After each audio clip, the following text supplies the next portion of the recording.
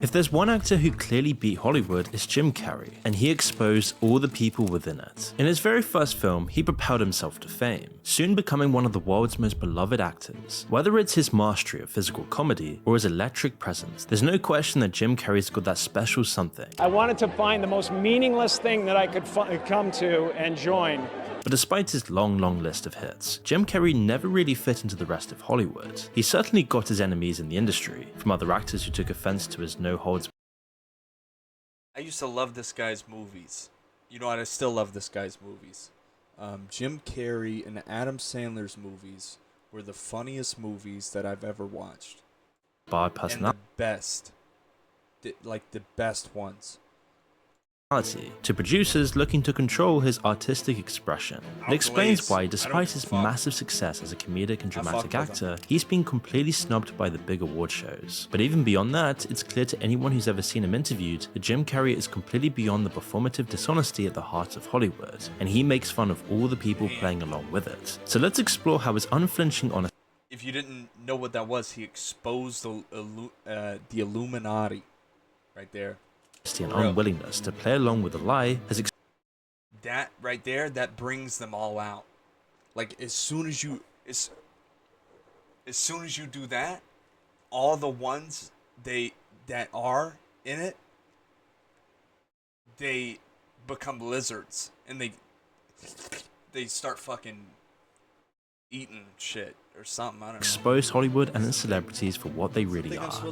Like most of the good actors in Hollywood, Jim Carrey came from pretty much nothing. Born in Ontario, Canada, Jim had a modest upbringing living with his parents on the outskirts of Toronto. His family weren't rich by any means, in fact they could barely scrape by. His father, who at his heart was an entertainer, had been forced to give up his craft to support his family. While he never lost his energetic spark, it did leave him stranded for years in a dead-end accounting job. Meanwhile, his mother was often unwell, something which he would often open up about in interviews later on in his life. My mum was addicted to pain medication. She was very sick in a lot of ways. She was lovely too, but she was a child of alcoholics and she had issues. And that's not intentional abandonment. She was always there for me. She was always there in the house. But if you're high on painkillers, that's abandonment. It was these two influences that pushed him towards comedy and performance from a very early age. Both to emulate the good traits of his father and to try and make his mother feel just a little bit better, he would spend hours practicing his comedy, nailing his facial expressions and his impressions of other people. By the age of 10, he had over 100 of them stored up in the bank, all of which had been painstakingly crafted to be as accurate as possible. He would spend his teenage years perfecting them even further, but life got in the way all too often. By the time he was 16, Jim Carrey's father had lost his job, and it pushed his family off the brink of poverty. Eventually, they were forced to leave town, surviving by living in a small camper van on a relative's lawn. I mean, because people know you live in a car. Actually, we would go around to, one time for a while, we pitched a tent on my sister's lawn in the country. And then for a while we went to campsites around, Ontario. Right. We had more fun there than we did when we were doing this job that we didn't like. The janitor job. Yeah, the janitor job. Jim left school shortly afterwards, having to work a crummy menial job just to make sure his family had enough to eat. But even at this low point in his early life, he still found the time to work on making people laugh. It was in his late teens that he began performing at stand-up comedy nights, something he was almost immediately successful at. At first, Jim was understandably focused on his impressions. They did the job of making people laugh after all, and he was already one of the best in the business. Even at this point, Jim Carrey's career was proof that if you really want something, you have to work harder than everyone else. But as his career started to open up and he started gaining traction, Jim threw nearly all of it out and started creating his own irreverent, unpredictable material. Often it didn't work quite as well. Audiences that would have enjoyed all of his earlier work were suddenly on a knife's edge. You never knew whether his next joke would bring everyone to tears or completely flop. He had a talent for putting everything on the line, using his expressions in such a way that you could tell he wasn't holding back anything. This courageous vulnerability was going to be the key to his success, as we could see in later years. From his father's experiences, he knew that stagnation settling for something doesn't always mean safety. My father could have been a great comedian, but he didn't believe that that was possible for him. And so he made a conservative choice. Instead, he got a safe job as an accountant. And when I was 12 years old, he was let go from that safe job. And our family had to do whatever we could to survive. I learned many great lessons from my father, not the least of which was that you can fail at what you don't want.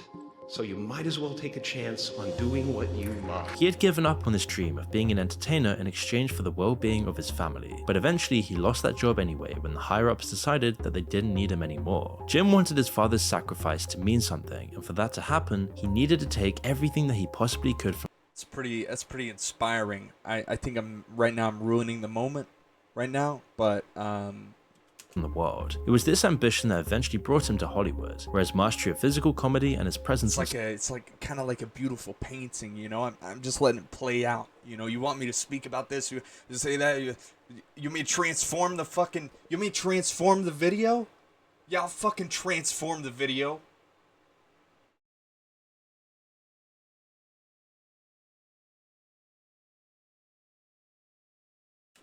stage could really get put to work. His first forays into TV and films were still closely tied to comedy. His first hit show in Living Color was still a sketch comedy show, but it let Jim Carrey shine. It was also around this time that he began working on writing his first comedy film, Ace Ventura: Pet Detective. Just like his stand-up sets, it was going to be anything but the usual slop. Instead of going along with the tropes of the time and playing into Hollywood's standard procedure, he was going to attack it. Quote, "My plan was not to join Hollywood, it was to destroy it. Take a gigantic sledgehammer to the leading man and to all the seriousness." And it makes it all the more impressive that this could have been Jim Carrey's only shot at making it big in cinema. If it had flopped, his other projects might have been cancelled, and it would have gone down in history as just another forgettable 90s comedy movie. At first, it even seemed like this was the film's destiny. At test screenings, most critics hated the film. Under half gave it a positive review. Roger Ebert called it a long and funny slog. The New York Times said that only a child would have enjoyed Jim Carrey's performance. They couldn't have been more wrong. Released in early 1994, the film pulled in nearly 10 times its budget at the domestic and international box offices, all whilst making Jim Carrey a household name overnight. In the end, it was just another example of how far off base critics can really be. They're a part of the Hollywood establishment, so just like the rest of their colleagues in the industry, they have no real idea about Jim Carrey's appeal. But to their credit, the film executives knew they'd found a winner. Hollywood might have not been able to understand his appeal, but they definitely understood the money he could make them. Jim Carrey had been set to appear in 2 other films in the same year, The Mask and Dumber and Dumber. How much he got paid for them and whether the studios bothered to promote them was still up in the air. That was until Ace Ventura. You see, once they saw his potential, Carrey was able to negotiate 10 times the salary for his next films. It also gave him 3 starring roles in a single year, enough to catapult him straight to the top. The Mask made over $350 million when it came out that summer.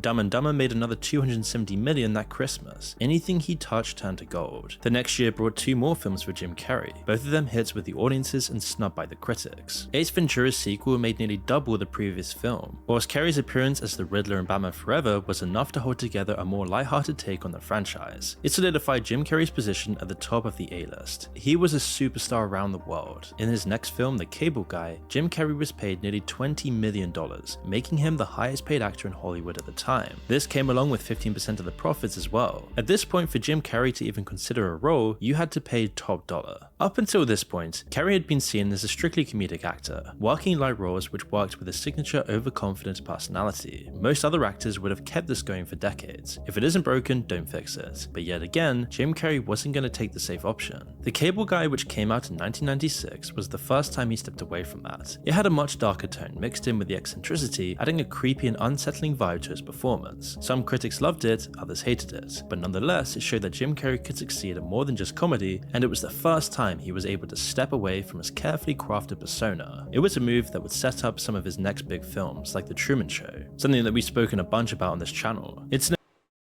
Love it. I love it. I love it. I love it. I love it. I love it.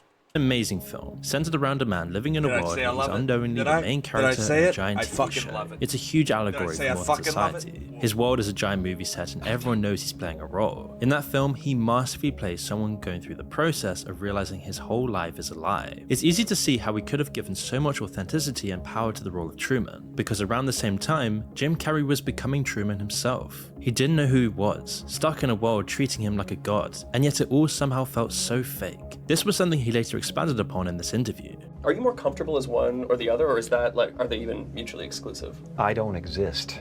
So they're all characters that I've played, including Jim Carrey, including Joel Barish, including any of those things. They're all characters. Jim Carrey had crafted this professional persona. It was something he thought would work, and it did spectacularly. But once he'd achieved his goals, found his dream, and made it big, what else was there? He'd done everything he set out to achieve, and he could have continued playing this character for the rest of his life, being a puppet for the Hollywood industry and making untold millions from it. But after a certain point, there wasn't any real reason to. In a lot of ways, it was tiring as well. It was a character designed to take as much of the load of the audience's back as possible. Someone so much larger than life. The people could enjoy how little he worried about everything else that gets in the way and forget about their own problems. Then there was the character that Hollywood demanded of him. All the networking, cozying up to executives and securing new roles. It was all just feeling so meaningless now. There wasn't any reason for him to keep playing the part in that fake world anymore. It didn't matter anymore. The offers and roles piled up, but Jim Carrey could take his pick of the films that he thought were actually worth something. He still took the opportunity to slip back into comedy from time to time, but this period of his career gave us some of his best dramatic performances. One of these films was Man on the Moon, a biographical movie about the life of Andy Kaufman, an influential alternative comedian who passed away at the young age of 35. Even though the film was generally a success, it was Carrey's true-to-life performance which kept the film together. Jim Carrey had achieved this through months of hard work. By method acting, he had stayed in character as Andy the entire time he was working on the movie, and the results show how effective this turned out to be. It's something that's only possible when you throw yourself completely into a role, without caring about how the rest of the business is going to see you. Of course, there should be limits. When Jared Leto was set to be the latest actor to play the Joker in the 2016 Suicide Squad,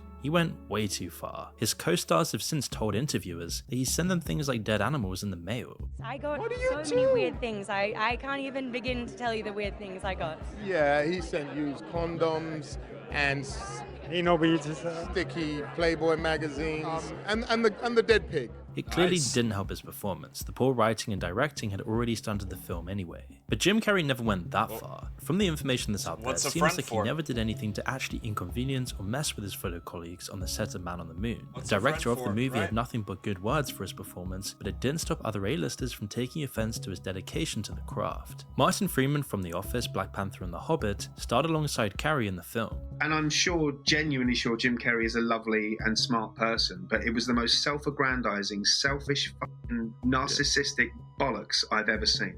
And the idea that anything in our culture would celebrate that or support it is deranged. I mean, it's literally deranged. He then went on to say, get the job done, man. Do your work, you know. He should have got fired. He should totally have got fired. Can you imagine if he had been anybody else under the line? I mean, he would have been sectioned, never, let alone fired. He would have been got rid of. It's the ridiculous leeway that is given to some people. Freeman never went into specifics, of course. What was the ridiculous leeway of what? What did he do? But it's clear that Jim Carrey had rubbed him off the wrong way. It wasn't the first time something like this has happened. Tommy Lee Jones had similar things to say about Jim Carrey, but this time it wasn't to do with his acting style. After playing well alongside him in Batman Forever, according to Jim Carrey, he actually hated his guts. It's a story he actually told the late Norm Macdonald in this interview. I was at a restaurant and you know, the maitre d' said, "Oh, Tommy, I hear you're working with Tommy Lee Jones. He's over in the corner having dinner." And I went over and I said, "Hey, Tommy, how you doing?" Like that, and the blood just drained from his face, like he had been thinking about me 24 hours. You'd already done the movie. And he started shaking, and he got up and he went like this, and he went like to hug me, and he said, "I hate you. I really don't like you." Like that. You couldn't have guessed this was going on behind the scenes, especially considering that Tom Lee Jones was easily matching Jim Carrey in every scene they shared in the film. But these are just two of the actors that have disagreements with Jim Carrey. You can imagine there's many, many more, and it's likely because it's got a lot to do with how good he is at taking the spotlight in anything he does. It's really hard to outdo him in any scene, so it makes sense that A-listers would get angry over not being the center of attention anymore, especially when they have always been the center of attention their entire life. These incidences and others like them could have played a role in Jim Carrey distancing himself from Hollywood later on in his career. Fast forward to today, and he's been on his own spiritual journey, far removed from that world of fast cars and false smiles. And this is allowed his own spiritual journey, far removed from that world of fast cars and false smiles. And this is allowed him to easily point out the hypocrisy and toxic atmosphere in Hollywood. A great example is when Will Smith slapped Chris Rock at the Oscars. Unlike most people at the time, his anger wasn't solely directed at Will Smith. Obviously, he was clearly to blame, but that wasn't really the root of the issue. Instead, his anger was aimed at the sentiment and the atmosphere in Hollywood that made him think he could actually get away with this. In an interview shortly after the incident, he called Hollywood spineless and said that it was sickening that Will Smith had gotten a standing ovation afterwards. He was also quick to point out that if anyone else had walked from the audience and done that, they would have been escorted out by security or maybe even arrested. It wasn't the first time Jim Carrey was outspoken about Hollywood. In 2014, he had an appearance on the Jimmy Kimmel Show that left a lot of the audience scratching their heads. All the comics and show business don't know what this is. Right? I'm sick and tired of the secrets and the lies. It is the secret symbol of the Illuminati, and you're a part of it. Talk show hosts, people on television, people in sitcoms have been hired by the government to throw you off the track, to distract you so you don't know what's really going on. They're trying to turn us into consumer drones of some sort. It's a bizarre segment to say the least, and it's really hard to tell which parts are even a joke. And it doesn't seem like Kimmel has any idea either. When Jim comes into the studio and starts doing the hand signal, he looks around to the side as if he's looking for confirmation from the producers. But as silly as it starts, or maybe like some comments suggest it was highlighting something else, a lot of Jim Carrey's points seem to come from his actual beliefs, and it matches up with things he said in serious interviews later on in his career. Then later on in the interview, when he pretends he's being controlled by his iPhone, it's still an exaggeration of what's really happening in the world. Yeah, listen, I'm in the middle of blowing the lid off some...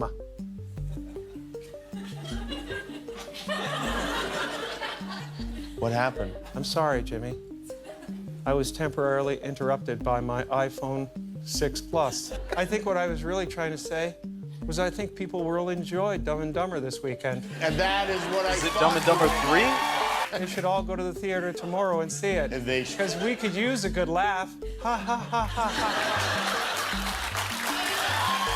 He even ties his own role in the conspiracy he's playing into, turning the final punchline into an ad for the film he was starring in. The whole thing is really blurry, and you can't really tell which parts he's even joking about, if any. Jim Carrey probably knew that he couldn't say this stuff and have it aired if it wasn't partly a joke. Some people have speculated that the audience laughs were added in afterwards to make it seem more like a joke, but at certain points in the interview he pauses to let the laughs or applause die down, or repeats things that couldn't be heard over the noise. It makes it unlikely that all of this laughter was added in with the editing. If it was a joke though, Kimmel was the perfect stooge to make it work. His emptiness and his fake laughter is exactly the kind of thing that Jim Carrey would have wanted to avoid by checking out from Hollywood. These kinds of appearances would only become more common. Jim Carrey's personal life is most likely a large part of the reason why. Just a year after this interview, Jim lost his girlfriend at the time, and it's clear that it shook him to his core. What made it worse were the lawsuits that came after her passing. Members of her family looking to blame someone for their loss filed wrongful death suits against Jim Carrey, alleging that his connections and public profile contributed to her tragic end. No wrongdoing was ever found, and both the suits were dropped afterwards, but only after 2 years of waiting. There's no question that it's a shadow that hung over Jim Carrey, as it would to anyone who went through a thing like this. Since then, it's been clear that Jim Carrey found comfort outside of his Hollywood persona. It was the shock that almost led him to giving up on acting entirely. Well, I'm retiring, but...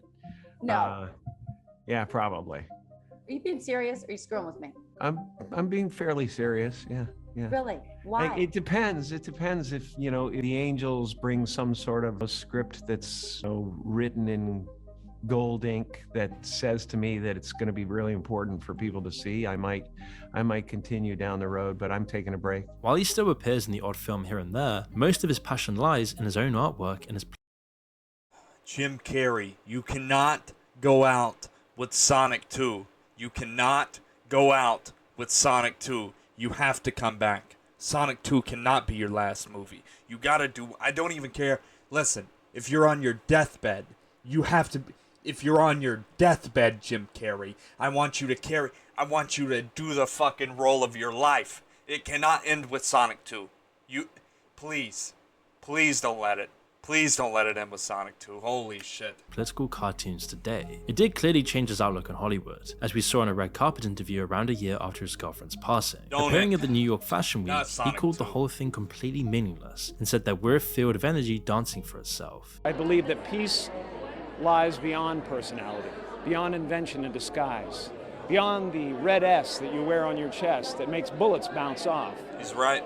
I believe that it's deeper than that. I believe we're a field of energy dancing for itself.